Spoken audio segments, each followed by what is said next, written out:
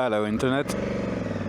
You join me at a train crossing in sunny Essex in March on a very nice sunny day with about 15 to 16 Celsius, which practically means it's summer in the UK. It's been a while. Today we're gonna go camping.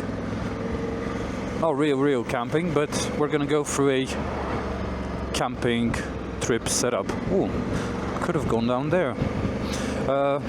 We're on the hunt for a farmer's field. Don't want to go to a campsite to record a 15-minute video, so and I haven't got the time today anyway. So we're gonna find a little quiet field somewhere, hopefully not get in trouble with the farmer, and we'll go through the top box. Let's find that place.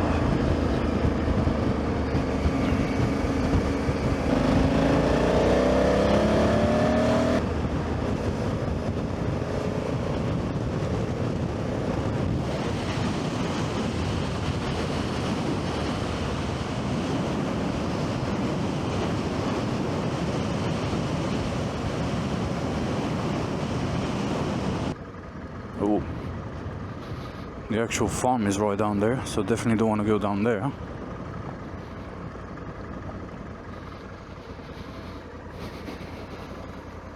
Well, anyway, we're gonna stop here for a second.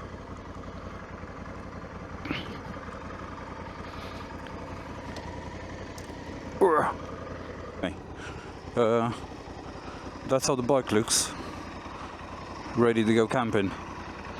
And I've done a tremendous job packing it. 55-liter top box, everything's in there, everything you need for one night camp session, whatever you want to call it. No backpack, no nothing. Water is a bit tight, but we had to make room for an alcoholic beverage of some description. So yeah, light, small, and regardless of what you've been told, size does matter. I'm sure you know that already though. Alright, let's piss off before we get an angry farmer.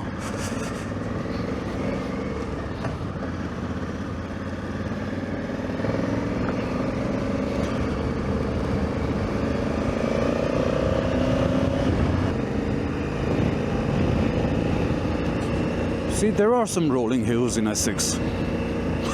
Not many though. Can we use this for a bit of fucking around?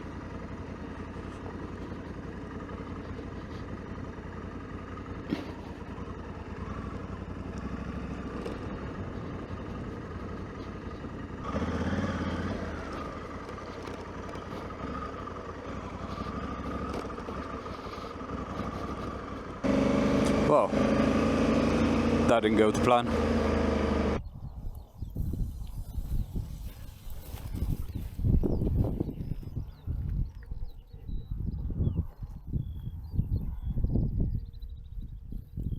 Right, almost obviously not really meant to be here. Private land, public footpath, but that's about it. So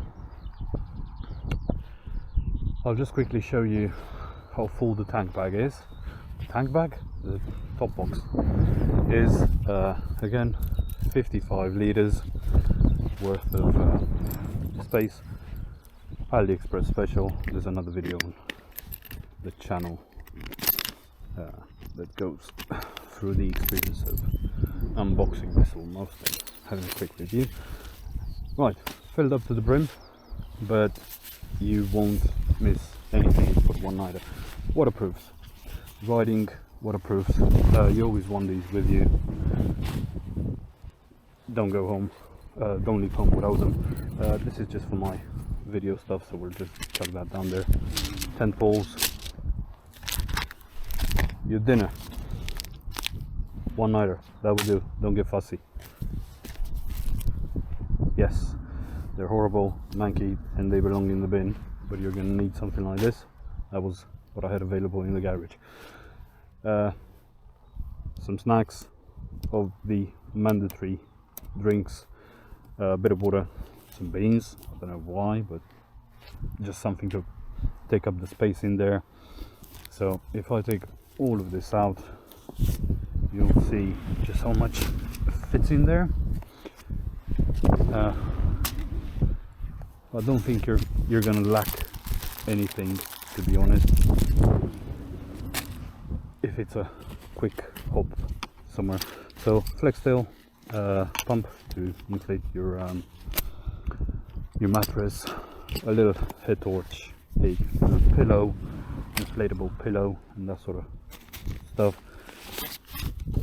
Tent pegs, tent footprint, sleeping bag, sleeping mat even. Why did I call that a sleeping bag? I obviously know it's a sleeping mat. That's your kitchen, and you've got everything you need in there. I don't know if I'm gonna go for all of that. I really don't want to upset anyone by being in this field. Sleeping bag. This would do you just fine unless you're in the midst of winter. And tent. And that's that. That's all of that. All of that fitted in there. Yeah, obviously quite snug. Nothing left in there. Let's quickly set up the tent and show you what it looks like. Let's start off with this ground sheet. Pretty book standard, nothing to write home about. You will need this. I am not going to put this down now because what's the point? I'm not going to use it. You could also use your ground sheet as a bit of a shelter. If you don't want to use it, you can tie it off to your bike, get a bungee, get a bit of rope, guideline off of the tent that you're not going to use, whatever, and have this as a bit of shelter in case it's pissing it down. Tent pegs. We'll get 3, 4, 5, 6, I believe I need. Your generic AliExpress tent pegs, nothing special, just aluminium. And the tent, this is a Nightcat 2, I believe it's called. Really nice and compact, decently waterproof, and very, very, very roomy and spacious. So it's a 2-person tent, and I do recommend you get a 2-person tent because you want a bit of comfort. You want to be able to get your gear in there inside the tent with you and not have to worry about it being outside and all that stuff. So let's just get on with it.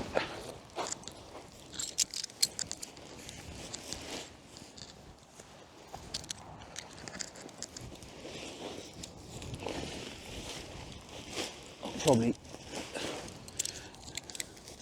get this on time lapse or something, because pretty sure you don't want to watch me put a tent up. You're more than capable of figuring this out. The beauty of this tent is that it's very easy to set up. You don't have to pitch up the inner first. You pitch inner and outer at the same time,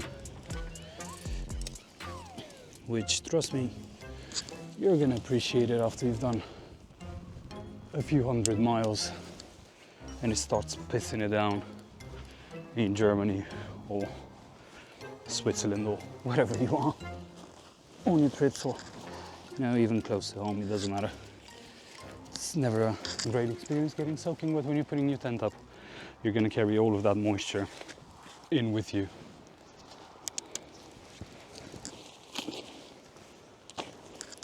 All right, let's show you how this looks like.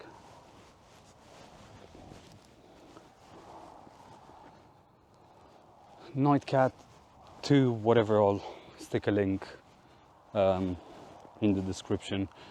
I'm very, very, very happy with this tent. I think it's a great little tent, packs down really small, and is extremely roomy. I've been in the pissing rain with it, no dramas. Didn't really test it out in big winds, but I assume if you tie it down properly and anchor it up a bit, you're not gonna have any issues. Pitches inner and outer at the same time, so you don't have to muck about if it's very wet. Big access doors, and well, one-handed,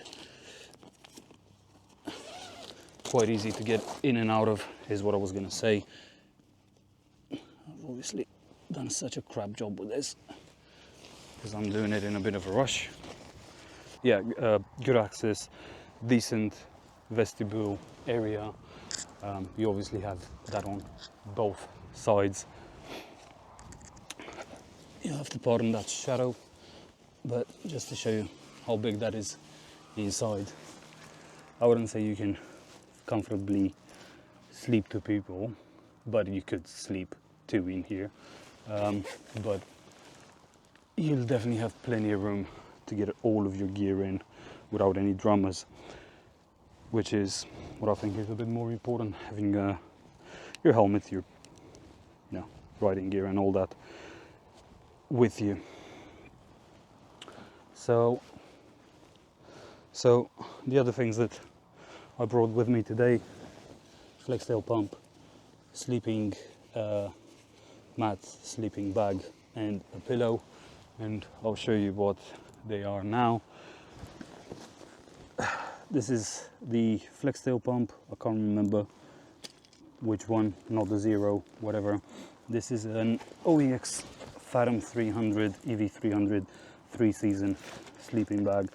Can't remember what the specific rating on it was, but I can tell you that you're not going to be as warm as that label says, and that's valid for every single sleeping bag ever. So comfort 1 Celsius, limit -5, extreme -22. Yeah, this thing will probably keep you alive if you've got everything on, but the point is you want to be comfortable, not just barely alive. So I'd say probably use this down to like 4 Celsius, 5 Celsius, no lower than that. But half decent sleeping bag. The sleeping mat, OEX Flux 5, R value of 3. The only trouble with this, it's a rather slim, thin sleeping mat. I have just bought another one, which I am yet to test out, but I thought I'll bring this one out that now that I'm doing this video, so you can see exactly the stuff that I've used, and I can talk to it accurately as well. This is a generic AliExpress sleeping pillow, a pillow, an inflatable pillow. What the bloody hell am I saying? So yeah, I'll just set it up now quickly. FlexTail tiny pump is what this thing is. It can be a bit obnoxious sound-wise, but it's getting the job done within the minute. Oh, this is what you're looking at.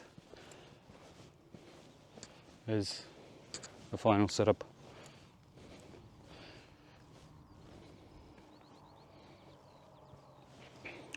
Really good tent. I've really got a lot of time for it, and I've put the sleeping bag next to the sleeping mat just to show you that there is enough room in here for two people if you snuggle up. The OEX Flux 5, as I was saying, rather thin. I have bought a Nature Hike sleeping mat now, and I'm hoping that's going to solve the problems. It's meant to be a lot thicker, and it's also got a really good rating. The most important thing for your camping setup is going to be the sleeping rating of the R rating for the sleeping mat for this thing, because if you buy one that lets the cold through, you're gonna feel it. That sleeping bag won't really do much for you in terms of isolating you from the cold on your back, because you're compressing the down or the synthetic down, and it doesn't work. It needs to be lofted up in order to provide insulation. So get yourself a very decent sleeping mat. That would be the one thing I wouldn't make any compromise on. The tent, get a £30 tent off of Go Outdoors or whatever. That will do the job. It's just going to be bulky and it's going to annoy you, so it's worth spending a bit more money. But if you're going to cheap out, don't cheap out on the sleeping mat.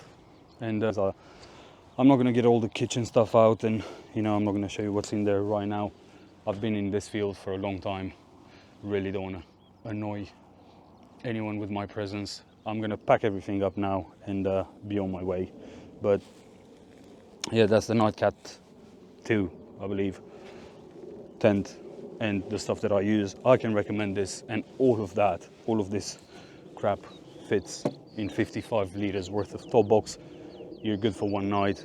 Multiple nights, I'd say, yeah, you'd need a bit of extra luggage, either another tail pack or a backpack that you can take with you, because you're going to need more stuff. You're going to need some clothes, you're going to need some food, some more food, even though you can go out and buy the food and the water, but you'd want to have a bit of flexibility. And one thing to keep in mind, all of that, once you unwrapped it, you put it back in, it's not going to fit back in exactly the same. So that's a little top tip for you, I suppose. Right, I'm going to pack all of this away now and be on my way, so in a bit.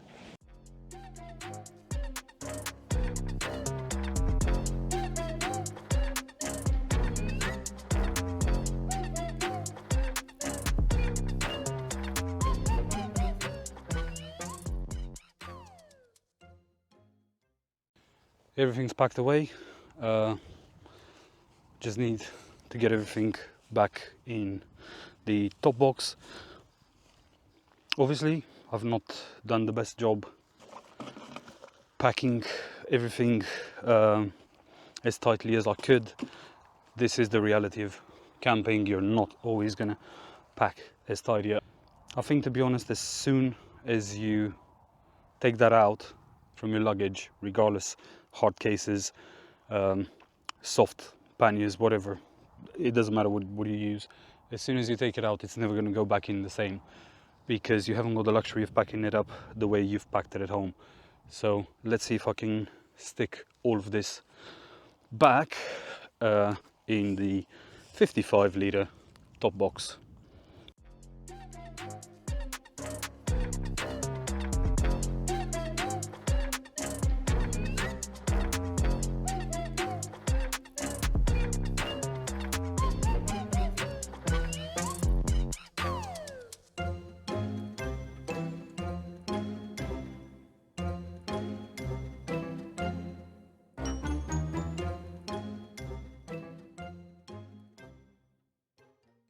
Yeah, so nothing left.